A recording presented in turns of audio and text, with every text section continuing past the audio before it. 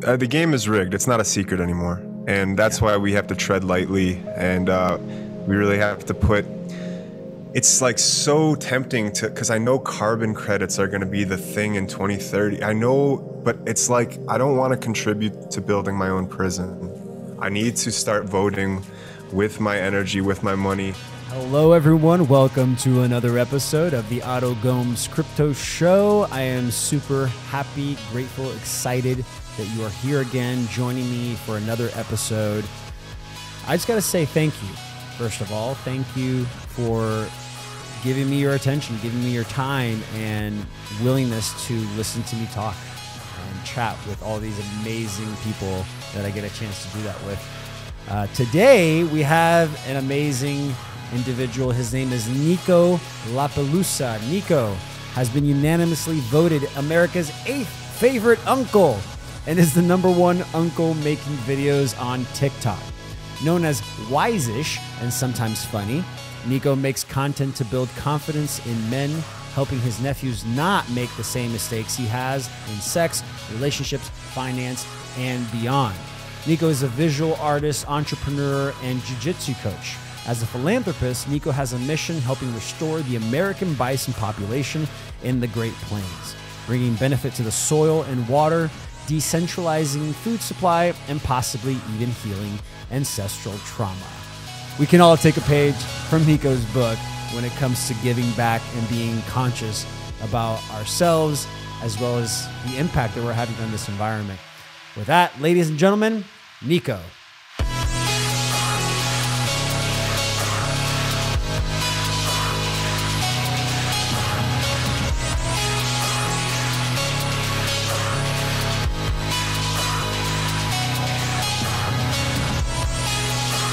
So thank you, Niko. Thank you for the work you're doing. Thank you for the message you're pushing out. I'm grateful, and I'm sure the people listening are as well. Well, woo-wee. Hearing you read that back, I feel kind of pumped up a little bit. Also, yeah, humbled, but I should be humbled. You know, it's good to get a slice of humble pie once a day, I reckon. I love that. Yeah, humbleness is a good practice just to keep grounded. I lose myself in myself all the time. And so the groundiness is so important to keep, clarity and direction. So I love these interviews because it just gets me a chance to dive deeper into the person I'm talking to and interviewing. So I want to go back in your past and just learn about your journey to this point, specifically starting with that red pill moment that really shook you out of the matrix. So the red pill is the one that you take to, I kind of get confused between the red pill and the blue pill. Yeah, red pill is the one that Neo took to get out of the matrix, to be disconnected. Got it. I think moreover, I took the purple pill, like the bodhisattva type of figure kind of propels me forward. There was a time I wanted to disconnect, but I found it, the troubles still followed me there. So I ended up, I think the most significant red pill moment was when I decided to live in the Amazon rainforest for a while, did the ayahuasca thing. This was 2012 and studied with a shaman there, lived in the jungle for 2 months, fasted, did a silence, it wouldn't be called a silence fast, but I didn't speak for 8 days, ate very, very minimally, less than a cup of rice a day. And I did a plant dieta. So they combined the experience with a specific plant. The one that I worked with was called Bobinsana. And yeah, I basically sat in an ayahuasca ceremony in the Peruvian rainforest every other day for about 2 months. And I don't know if the red pill moment was what led me to the retreat or actually being at the retreat. But that was definitely a phase change for me. Yeah. Did that push you into a state of expression? Because I've noticed that at least for me, I was going more in because I was trying to figure out what was going on in my life. And then as soon as I did ayahuasca, it showed me so much about myself that I actually flipped it. I was like, man, I want to tell people about this. I want to express, I want to push it out. So how was it for you after that? Did you have some life-changing, moments? Okay. Well, first I'm actually interested in how long ago you said, only in context to like, you said it kind of pushed you out. I think maybe you might have been ready for that at that like particular point in your life. For me, it was kind of like a going in process. And then I actually sat in the jungle. I did those 2 months. I got home and I didn't end up touching the tea for 7 or 8 years after that. I wasn't on a mission to spread it. In fact, definitely wasn't planning to share this, but just a year later, after returning home, I ended up, I ended up in the in like a psych ward for suicide, and very, very powerful moments. I used to not be able to tell the story without getting emotional, but I was able, that's been some time ago now as well. But I ended up in the psych ward, not really feeling like I wanted to be here anymore. And part of me blamed ayahuasca. Part of me blamed like that phase change, and then being so blasted off, and then coming back to my home and not really feeling the support, not really feeling like I was understood, not feeling like I understood where I was in the world anymore. That coupled with a breakup and family issues, I ended up in a pretty low place. And that was, 8 years ago, something like that now. Wow.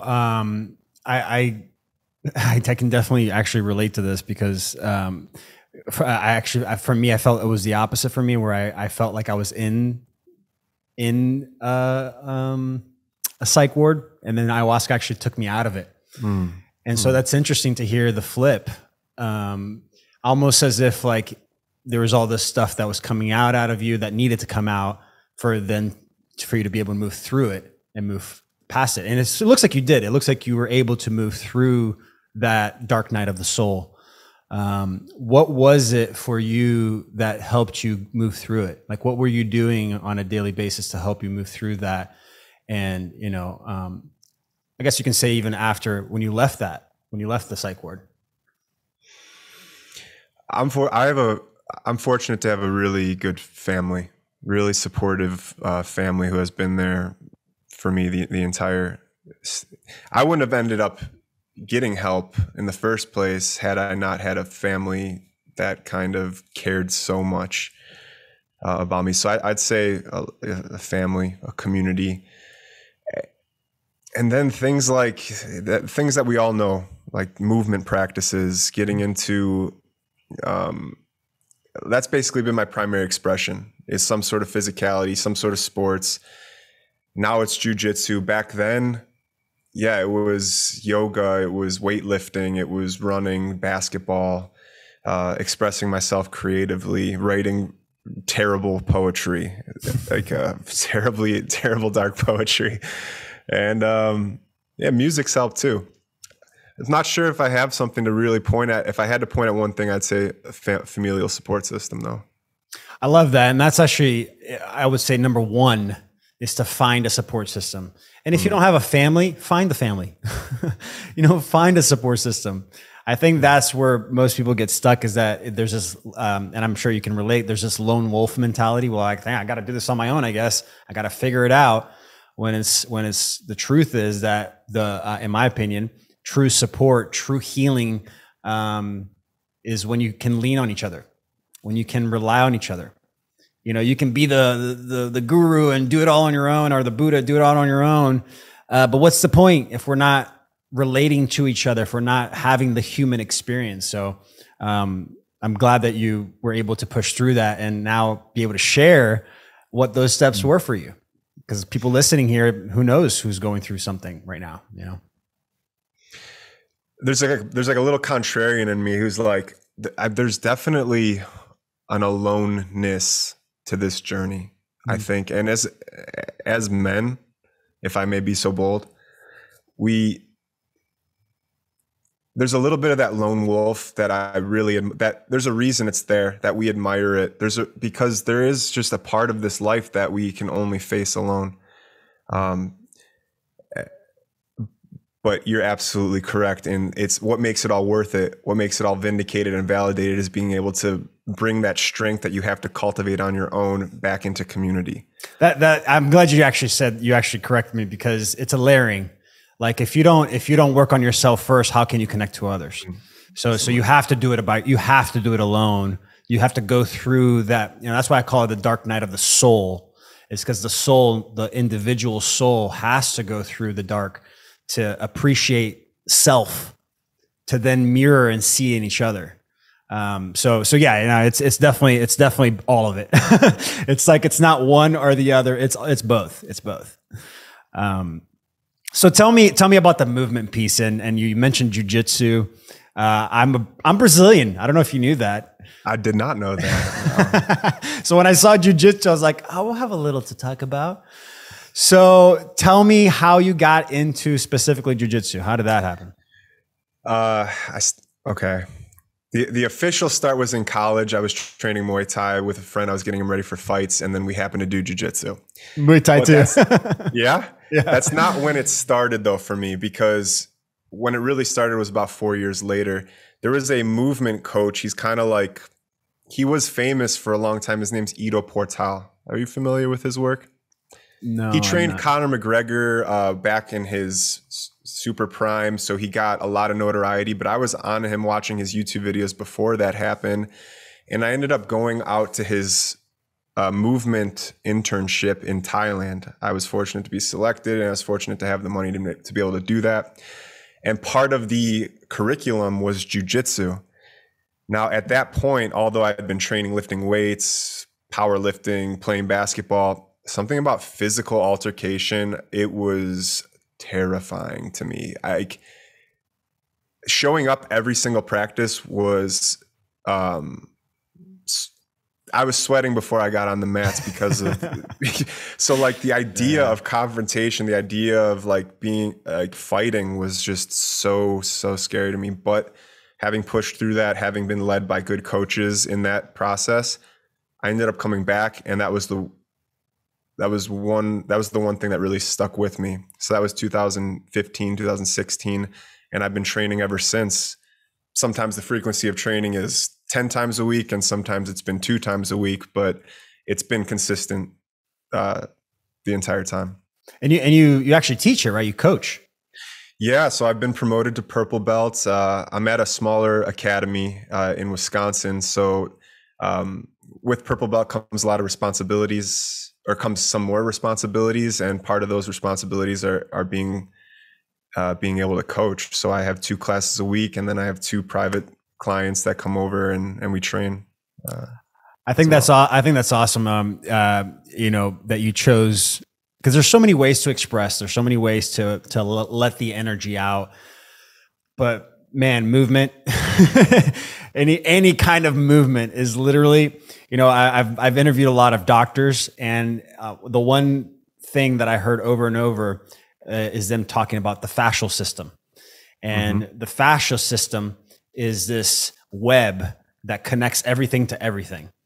Essentially, it's what creates the maps, like the Eastern maps, like on your tongue, on your face, that connects to your organs. So I don't know if you know about Eastern medicine. I don't know if you've ever been to like an acupuncturist. I used to go to this one. There's just a tiny little Chinese lady, and I'd walk in, and the first thing she'd do is like, stick out your tongue. I put my tongue out, and she's like, okay, like we know what we need to do. And then she would lay me down and start putting the needles in the right places. And so the fascial system, and now after interviewing these doctors, I'm like, oh, it's real. Like it's a real thing. And apparently what happens is if you're not moving, if you're not expressing, if you're not doing things that are not stagnation, right? Stagnation is like when you do a job, like for example, somebody that sits in front of a computer 10 hours a day, you're stagnating your body. It starts to crystallize the fascial system. And that's why when you see the older people, they start to hunch over like this and start to go in, is because the fascial system is starting to get tighter, literally tighter, and pulling itself into itself. And like the person's dehydrated, essentially, like suffocating himself by not moving and not breathing right. So man, one big key to health that I've learned is just move your body and breathe. That's it. Absolutely. And if I can put my biases completely on the table, Jiu-Jitsu is, because it's a bond. Obviously you're intimate with someone. It's not sexual at all, but it's intimate in terms of contact. So being able to exchange human contact, one, but the complexity too. This is something Ido Portal has talked about, is complexity is how we maintain our neural health and, neuroplasticity into adulthood, is by complexity, and complexity of movement specifically. So in jiu-jitsu, it's not like you're just solving a puzzle. Like rock climbing, you're solving a puzzle. I don't know if you ever rock climb, but in jiu-jitsu, you're solving a puzzle that's also trying to solve you back at the same time. So the complexity and the order of magnitude of all the different things that are happening is, well, part of the reason I love it so much. That, and then talking about fascia, you end up in places you never thought you would be because people are putting you there sometimes. So that could liquidate the fascia or hydrate the fascia. Yeah, hydrate. Like it's like you look to the left and it's like, is that my left foot on my face? How is this possible? That shouldn't be there for too long. Yes, that's exactly it, man. I love it. I love this conversation. That's exactly why we need to move and keep the movement going. So just to keep this conversation going, I love learning about your history here, because it's cool to see the differences, like in my own life and to somebody else's life, and specifically, the things that align. I love it. So kind of to keep going on your journey there. So you started doing the jiu-jitsu. I guess you're funny. I don't know. I haven't seen a lot of TikTok videos of yours, but you're big on TikTok. You got, I think, 400,000 followers or something like that, 500,000 followers. So why? What are you doing that is resonating so much with people? Is it information? Is it comedy? Like what made you get to this point? Like what got you to this point to express that? Yeah, there are a few things less funny than trying to be funny. So, and yet it's just an art form. All the content I consume is these comedians stand up. It's just something I'm so interested in. How do we transmute the seemingly negative into something positive? I think that's what I'm really getting at. And actually that kind of leads into how I started this TikTok journey. Is diagnosed with cancer 3 years ago, Hodgkin's lymphoma. And amongst all the lessons, all the cliche things about gratitude, and they're real, and I'm not trying to downplay them, but we've all heard how, when you see your end, all the gratitude and all the kindness comes in. That's true. But one of the things I realized was, oh my God, I still have a lot to say. And I've been hiding for so long. I want to say something. I want to put stuff out there. And on a more morose note, if this cancer ends up beating me, I'd like my nephew, I'd like my family to know who their uncle was, to know who this person was. And we have the capability to make this happen now. So I started making TikTok videos, and something struck me. It's like Gary Vee talks about how do we create value for people? Like there's the content that doesn't seem to take off, and I've experimented with this, is, hey, look at me, right? The look at me content doesn't do well, but the here you go content seems to do well. So I'm like, how can I actually add value? How can I make people's lives better? And things I wish I knew before I was 30, basically. Simple concept. No one taught me it. No one told me about it, but it's just something that. And then this character of Uncle Niko, I am an uncle, and I'm like, this is for my nephew, but it's also for the me who never had a mentor, who struggled through young adulthood, with sexuality, with finances, with being hurt in ways that I didn't necessarily have to be. So I took this series and running, and the first videos that I did was things I wish I knew about sex before I was 30, and I was trying to be funny, and it might be silly. Some people might have gotten a chuckle, but I did a series of 10 of those, and 3 of them really took off. 100,000 views at the time, and this is when it was like musicality. TikTok was musicality. So I was. So were you dancing? I wasn't dancing, but I was a first I had first mover advantage, basically. Gotcha. Yeah. My content isn't the most polished. It's not the most original, although it is original to me. But being a first mover definitely had advantages. So yeah, that was it. Things I wish I knew about sex. And then it morphed into things I wish I knew before I was 30. And some of those hit millions and millions of views. And then, I got canceled. I tried to get canceled. Oh, you tried to get canceled. I misspoke. No, someone tried to cancel me. I was like, whoa, you're ballsy. No, it wasn't that fun. Someone tried to cancel me because I was getting, I guess, big. When you reach a certain level, and you probably know this with your Instagram, people start chipping away, tearing you down. And that only led to me getting more followers, because the reason the person was tearing me down, then I had 300 other videos showing more of who I was, and I think people ended up resonating with that. So that actually led to a boost of 150,000 followers at the time. And just consistency, making videos, following a template, taking risks, missing a ton of times. Don't look through all my videos because there's so many misses, but that's the only way. That's the only way to like learn, right? It's blessings. Failures are blessings. I reckon you're onto something. Blessings. I might steal that one, make a video out of it. That's not me. That's the Sacred Son saying. They say it. Oh, okay, cool. So that's like it in a nutshell. Got sick, wanted to say something before I left. Teaching, trying to be funny, all that stuff. I love that. Most of the people that I've spoken to that are successful now in their way and making a difference all went through some sort of darkness moment. Like whether it was like for me, I was divorced. For my partner, she almost died from Steven Johnson's syndrome. All these dark moments to appreciate what you have, to appreciate what is in front of you.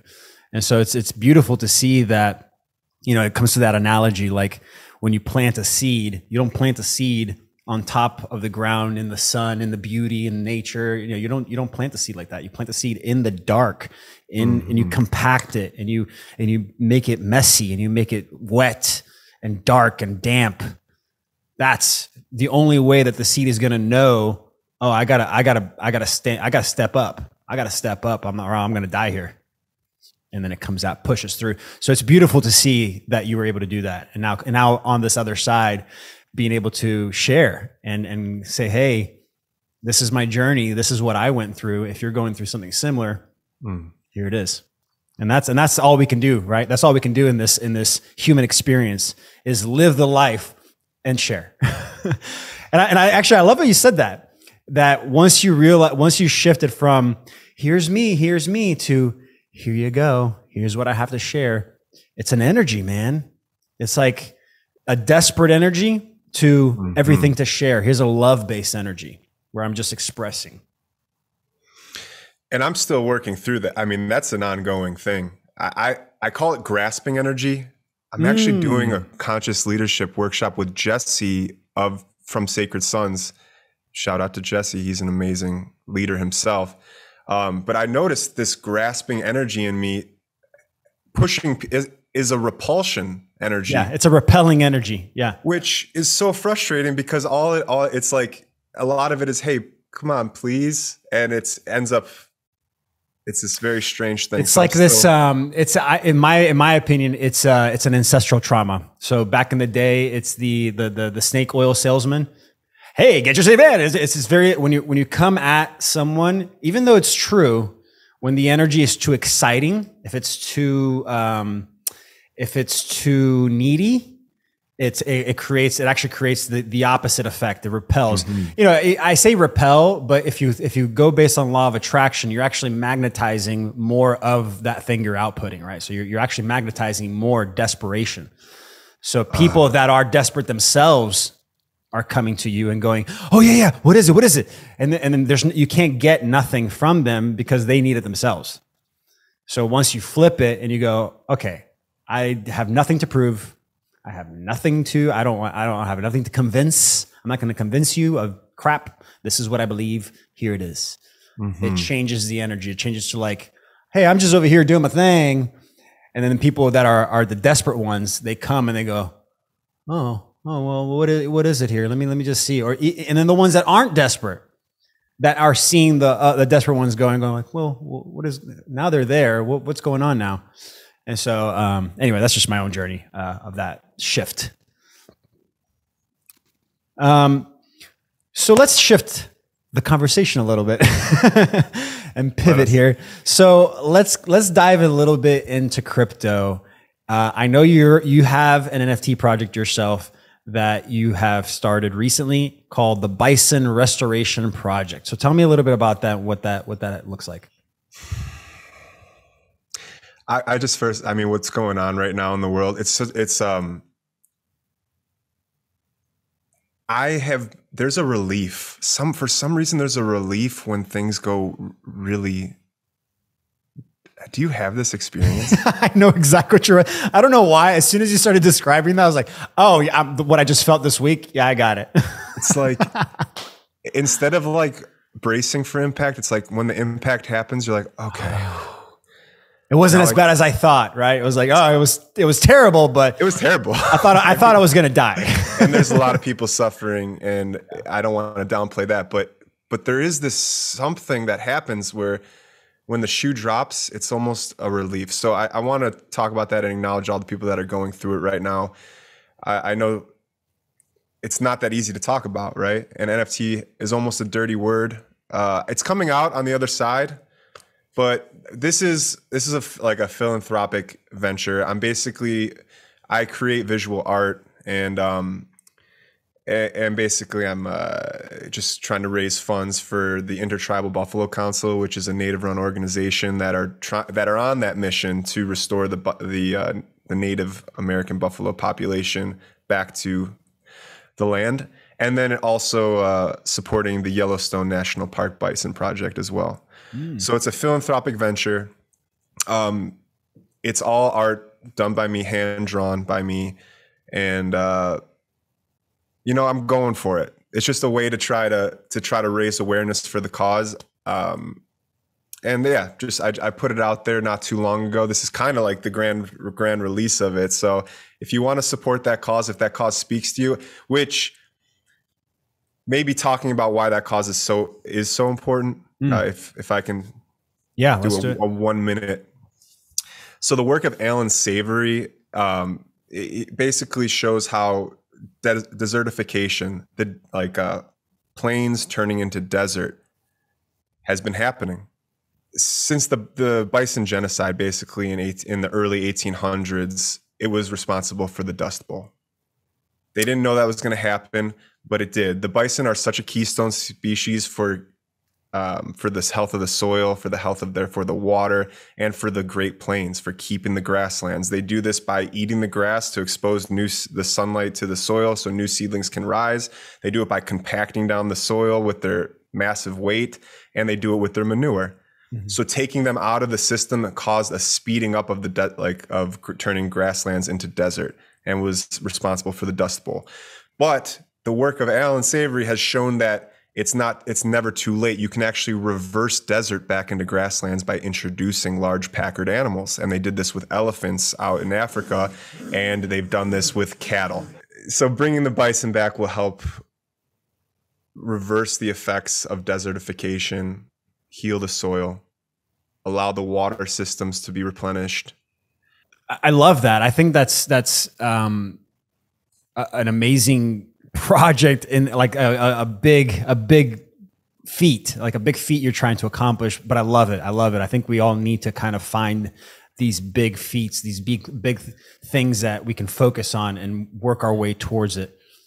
The outcomes are big, but the mission is simple. It's bringing bison. It's like one track: bring bison back, bring large packered animals back to where they were.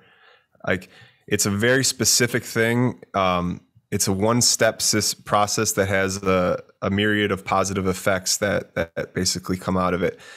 And whether it is bison specifically, which is ideal, or if it's what's called beefalo, which is the hybrid of cattle and bison, it's basically about getting large packered animals back onto this the place where they come from. I don't know if you've done any research. I just wanted to know I have some questions about it. First off, I guess just on the implications of not having the bison or not having these large packered animals? Yeah, packered animals.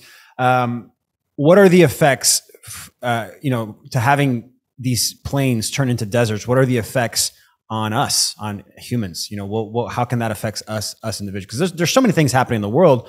Yeah. We try to focus on and prioritize the things that are having direct effects, at least initially. So what are some of the effects? Food is the focus. Gotcha. Food. I mean, the decentralization of food. That is what I want my impact to be. The processing of food, the growing of food, and the sharing of food, the commerce of food has to be decentralized. I see. So is it more about like doing this so that we can have more land to grow our food on? Yeah, but also have more meat. Right. Like healthy meat that we can consume. I mean, geez, I live in Wisconsin. This is agriculture capital of the United States, in a way, the Midwest.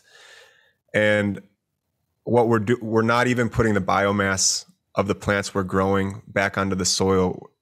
We're taking that off because farmers, the parity is being displaced from farmers. Parity is that which is grown in an area stays in an area in terms of revenue. The farmers are struggling so much that they have to sell their waste, their biomass, for pennies on the dollar. But that biomass is so important to put back on the land so that the soil has a chance of replenishing nutrition. So they're selling off the biomass, which is necessary for the nutrition of their soil. And then they're spraying and they're pumping nitrogen in it come springtime. And I mean, it's been said that you have to eat 8 oranges to have the nutritional value of 1 orange 50 years ago. Wow. This is something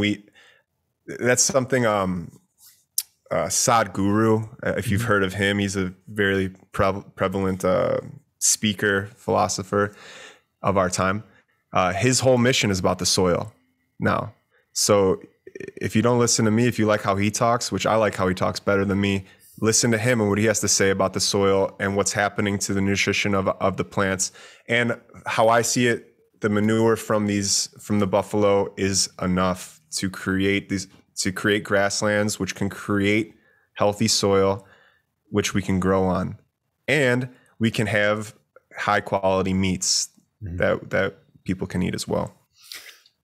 Man, okay, so that makes sense. That makes total sense to me, that it's the food, not only the meat, but the land itself, like being able to be replenished. And that's crazy to me that because I'm even thinking also, if you take that byproduct and they're selling it to someone else, and the plants or the food was raised in one specific area where it's meant to be raised, and you sell it to someone else, how is that going to be beneficial to that person's area? It's like you got to keep the food where it's at so that it can keep that same cycle, that same replenishing of that food. It just bananas to me. And we didn't even get into monocrop culture, which further diminishes the soil. But I don't even want to fight that fight necessarily. It's just, let's bring animals back to the land. Let's decentralize the food, the processing of food, so that we can keep parity where it's like, so we can keep finances where they're where they're made. Does that make sense? 100%. Yeah. Okay. Keep it. I've actually been talking about that recently, where what we're trying to do with crypto, in my opinion, is shifting the flow of energy, which money is energy. It's shifting the flow of energy from going up the pyramid to the top, to like the few, to flowing it back into the ecosystem. So creating a toroidal field of energy, to where it's just feeding back into itself. And that's actually something that's been happening recently a lot. They're creating these DAOs. I don't know if you've heard of DAOs. Of course. So decentralized autonomous organizations, and having NFTs as the membership wall for that ecosystem. So a lot of projects have been coming up recently around that, where you buy the NFT and then they start building out the DAO, and then to access the DAO and the benefits of the DAO, you have to have the NFT. One of the things that I'm noticing is that, well, if you have a lot of money, you can buy up the NFT, buy up a lot of that ecosystem, or a lot of that space, and highly benefit from that ecosystem. There's been a lot of centralization with that. It's like crypto started decentralized, and now there's been a centralization of that because of people just having a lot of money. Where we're just seeing this last week that you mentioned here, because if you're listening, when this is being recorded, we're at the lowest of the lows right now in the crypto space, because there was a black swan event that happened this past week. And so a lot of people are going through the lows right now, not just financially, but emotionally. And so, and that, in my opinion, after doing research, I think it was a coordinated attack from old banking system. Like, I don't want to go too deep into this because it's a heck of a rabbit hole, but essentially the large institutions that are centralizing the purchase of everything, media, real estate, food, land, they did this attack because they saw a stable coin that's working, and they're like, uh-oh, that's not good. That's a threat. We got to take it down. And then that affected the whole space. The game is rigged. It's not a secret anymore. And that's why we have to tread lightly. And we really have to it's like so tempting because I know carbon credits are going to be the thing in 2030. I know, but it's like, I don't want to contribute to building my own prison. I need to start voting with my energy, with my money. And I'm not perfect. I'm investing into stuff that I know it might be contributing to decentralization of power even further. But day by day. You mentioned you had some philosophical blockages right around this space. I can answer some of that, because what I've noticed, that even like the movement of people that are aware of everything that's happening and wanting just freedom, wanting bodily autonomy, wanting the freedom of choice, all that. The one issue they have is like, well, then this is just their way of centralizing our money and centralizing everything, and then we'll be under total control. Where I'm coming from at it from a different perspective, where no, this is a tool that they're using, and they're glamorizing and flashing as bright and as loudly as they can with that tool to make it look like they're the only ones doing it. But the reality is, it's a tool, and the tool we can create. And this is also something I've learned recently, that there's a difference between doing something publicly and privately. When you do something publicly, you go underneath a maritime law jurisdiction. So underneath the maritime laws. So that comes with a lot of scrutiny. That means that you open yourself up to the laws that are governed by the laws that we perceive. In the public realm, in the public space, it's common law. So you're not actually under maritime law, you're under common law, or law of the land, the law of God, which is the difference between legal and lawful. So maritime is legal, common law is lawful. Very different. There's like a lawful, which is natural laws, universal laws of this reality. And then there's legal, which is like humans coming in and trying to create little mechanisms to facilitate control and protect profits and power. So, and the big difference is public, private. That's all it is. So if we can create the same systems using the same products, the same, tools, we just have to keep it private and do it in a decentralized private manner. And that's why I'm suggesting like the NFT with sweat equity, where you can put in money, but let's say it's a project like yours, right? Oh, you want to get in this ecosystem and benefit from it? Cool. You got to come over here and smack a few bisons around for a week, and then you'll get your NFT. You know, where you have to put in some labor, because then there's this when you put in skin in the game. In my opinion, there's a harder barrier of entry there, because people that have a lot of money, it's easy to go, oh, I'll just pay somebody to do it. Yep. I'll just pay somebody to do it. Well, that's not how this is going to work. It's going to be very different. So all that to say that we can do it for ourselves. We can create our own ecosystems that are self-sustaining, and the numbers aren't that much. It's something like you need about 3,000 people, 2,500 to 3,000 people.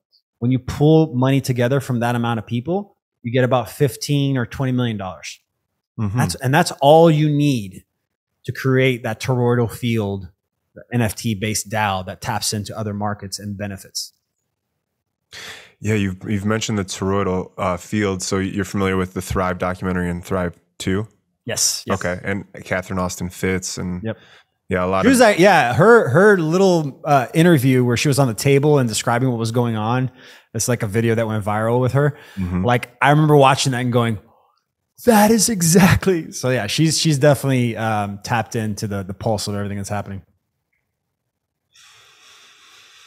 Yeah, well said. The public-private dichotomy and the laws which govern each of those, something to mull over for sure. Yeah. Yeah. So if you're working towards that, if you are doing something that you really want to, honestly, in my opinion, have long-term effect, focus. And this is unsolicited advice, I know, but you already have an audience. You have this massive audience on TikTok, and I've heard recently that TikTok actually has one of the higher conversion rates right now, if you have a product or a service.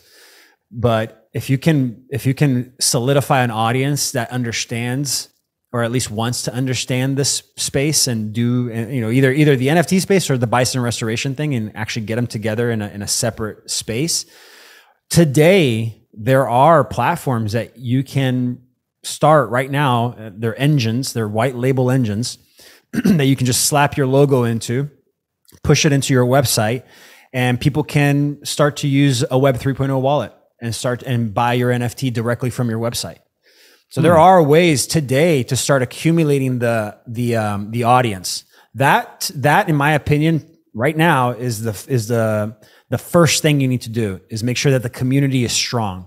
Before you release any NFT, before you do anything in the crypto space, make sure you have the community and you're transparent too. The transparency is key. Like being transparent with what you're doing with the project, being transparent with what you're doing in your life. Like the more transparency you can show as a CEO or as like the head of the project, the better. Because then when it comes to the moment of selling the NFT, it's instant. It's actual. I've seen 3 or 4 projects in this last year in 1 month, put together 3,000-4,000 people.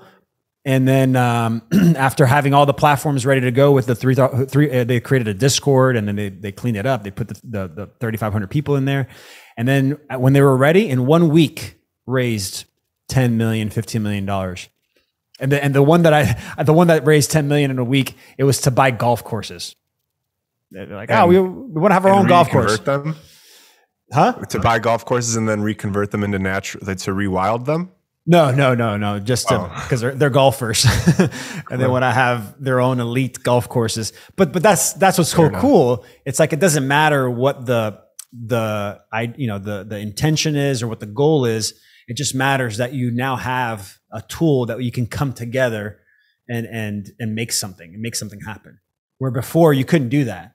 Before I couldn't just raise money through Kickstarter or through there'd be all these blockages. There's be these fees. There's be like even today, I've seen plenty of people try to do it through Indiegogo, Kickstarter, and what was that? Even the donation website. and the government's coming in and going like, no, can't do it. And then the company refunds all the money. So to raise money, create community, and literally it's a hybrid. So you're essentially creating like a blockchain-based VC. You're creating a blockchain-based reserve system, like the Federal Reserve, but you have your own. So if you have enough people and enough money in that space, that's it. I mean, with $15 million, you can make an easy $30,000 to $50,000 a day today with that much money in the crypto space. So, and with 3,500 people, you can change a city with that, with that amount of money. Like if you just focus, specific tasks, and all of this stuff gets managed. It's a voting system too. So it all gets managed by the people. You put up a proposal and then everybody votes, and then we just use the money for whatever the proposal is. Well, I don't know if can I hire you? It sounds like I want to I really want to have a discussion, not necessarily right now, but I understand better how to do this. This sounds, this sounds like a good way to drive the project forward for sure. Yeah. I mean, at the end of the day, anybody can do this, by the way. Anybody can go online and find the places to put it together and do it. I think what I bring to the table that's a little different is knowing how to layer it and how to put it out, how to present it. But yeah, if you're interested, if you want to do it, actually, I'm helping 2 projects right now. Sacred Sons is one of them. We're actually creating a Sacred Sons coin. And we've been talking about that for a while, but it's finally happened, coming together now. But yeah, if you're interested, let me know. I would love to dive deeper with you for it. Yep. Color me interested. I expect a DM this week. Send me those white labeling ones if they come to mind. Yeah, absolutely. Absolutely. So I love this conversation because crypto talk to me is it can go one of 2 ways. Either the person goes, I don't know anything. Or it's somebody like you where it's like, no, I'm curious. Like, tell me more. And it's always a flip of a coin when I interview people. But I guess we can kind of try to wrap it up here. But what would you say is the way forward with everything that you've experienced, with everything that you research these last 2 years, the craziness that's been happening in the world? What is it that you want moving forward in this reality? Wow. Okay. So the decentralization of food to basically empower communities, empower people to grow their own. I planted my garden today. That's a small victory. There you go. It's a special day when you get to put the seedlings into the ground and all that. So, people growing their own food, people raising their own meat, decentralizing on a personal level and then on a communal level and then maybe on a state level and so on. But that's my primary want and concern on a global level, or at least a national level right now, is both worried and hopeful, I guess. Worried about the food supply and decentralization of power over individual choice. I don't want to sound too libertarian, although it might play to your audience. I'm not trying to. It's because there is a balance. And of course, I don't know. I'm a single perspective in a much, much larger place. So, I give my future to that which is bigger, that which connects us all. I try to align myself with the laws of nature, the laws of the Tao, or whatever you want to call it, religiously, spiritually, or not. Just aligning myself with that. It takes a little bit of trust so that I can firmly come back to the present moment and see what I can do in this individual moment. And right now, that's talking anything besides answering your question, just skirting around it as much as possible, because I don't know, man. I really don't know. I know what I'd like in terms of the 7 generations from now. I'd like them to be healthy, happy, and free. I'd like them to have clean water and the autonomy of choice, and how I can contribute to that. I know what you're talking about, but why did you say 7 generations ahead? I sit in the TP ceremonies still, and that's just the number that I've been successfully marketed. The 7 generations is a brand. I mean, I was gonna say, I've actually heard that before, where it's like the changes you make today are going to affect 7 generations down the road dramatically, the most. Yeah. And your choices, as particularly as a leader, a conscious leader, should factor in how it's going to affect 7 generations from now. Something like this. That was, I know you're skirting around the answer, but you gave an answer. You gave an answer, which is like, hey, I'm in this now moment, and like I'm focusing on what is happening in this reality, and this is what it is. And I love that, because I honestly believe that any future is possible. Any future is possible. It's not what I believe happens. The trap that I believe happens is that most people sit and keep wondering about the future, keep thinking about the future, and living in the now moment based on that future that they believe might or might not happen. When it's like, why don't you just flip it and choose the future you want, and then align the actions today to go to that future that you actually want? And it's just a small flip of the script, but it makes a difference. It makes the biggest difference, in my opinion, of what you're going to attract to your reality in moving forward.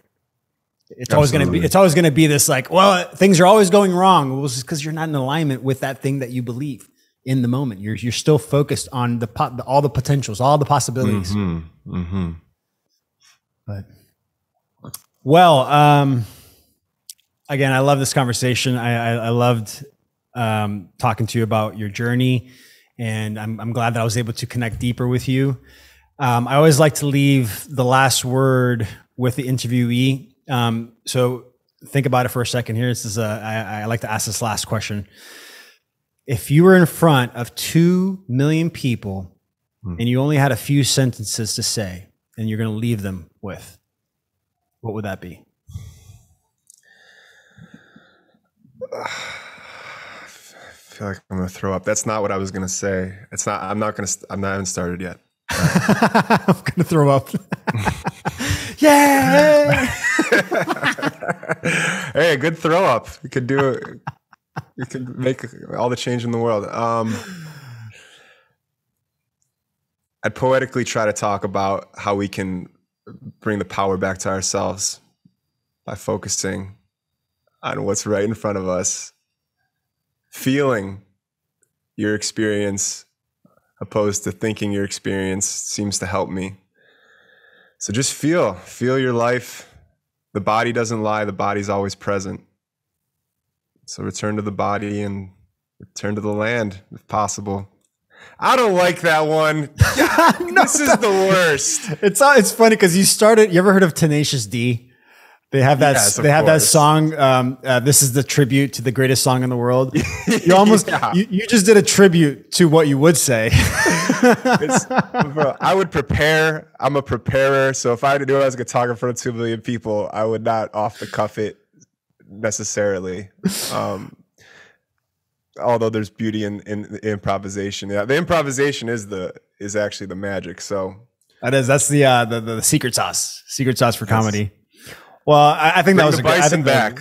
There you go. Bring the bison back. Bring the bison back. I'm out. Go. Drop the mic. Boom. We are the bison. Oh, I loved it, Niko. Thank you so much, brother.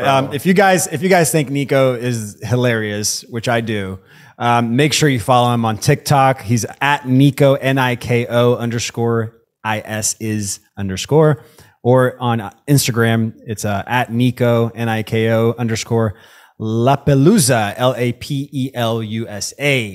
Brother, you are a good dude. You are a good dude, and you're honest, and you're present, and you're authentic.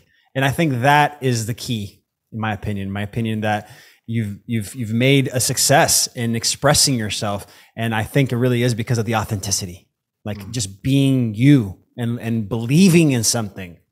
That's the key right there. Is just believe. Take back the power of belief, of discernment, of wanting. Well, I'm not going to cry on camera, but I feel the heart bubbles for sure, dude. Thank you for this opportunity, and thank you for sharing your platform with me. Absolutely. Absolutely. Yeah. Thank you. And thank you everyone for watching. And always remember, gamify your abundance. Love you guys. Yes. I love these conversations about decentralization and connecting the crypto space with real world solutions and real world benefits. The fact that Niko is creating this whole project with NFTs and introducing that to the people, to his audience, that's amazing. I mean, I maybe I'm a little biased, but crypto, I believe, is the future. This is the transition. We're going from decentralized platforms, we're going from centralized platforms to decentralized ones. And it's not just finance. It's so many layers to it. So if we can start creating our own projects like Niko is, man, true decentralization will start at the local levels by having thousands and thousands of projects created that have their own ecosystems, their own reserve systems, blockchain-based venture capitalism. This is the way. This is the way, in my opinion. But if you want to dive deeper into Niko and everything that he's working on and just have some laughs, make sure you follow him on Instagram at Lapelusa. It's Lapelusa. Or definitely check him out on TikTok. It's Niko_is_. And just follow him along there. And if you want to dive deeper into crypto, you know where to find me. I'm on Instagram. I'm on TikTok. I'm on YouTube. I'm giving out a bunch of free content for you guys to absorb and to ingrain and to understand the space a little bit better. But if you want to really take the next step and educate yourself, which in my opinion is the way, if you don't give yourself the opportunity to educate, then you're really creating a limitation on your perspective to be able to expand and grow out of the programming or out of the things that we've normalized. So if you want to dive deeper into that, check out my course, otogomes.live. And here's 10% off /easy. And that gets you a nice 10% off the paid course. Love you guys. I love that you're here showing up on a weekly basis to hear my perspective and to just dive deeper into these interviews and other people's perspectives. Please let me know that you enjoy this. Please, please, please give me some feedback. Give me maybe what you want less of, what you want more of. I'm here to adjust and to provide information in the way that is receptive for you, so that you can feel good in receiving that information. So I'm totally open to feedback. I love constructive criticism. It's literally the only way I'll know how to grow and bring better quality content. And with that, love you all. Thank you so much. And always remember, gamify your abundance. Peace.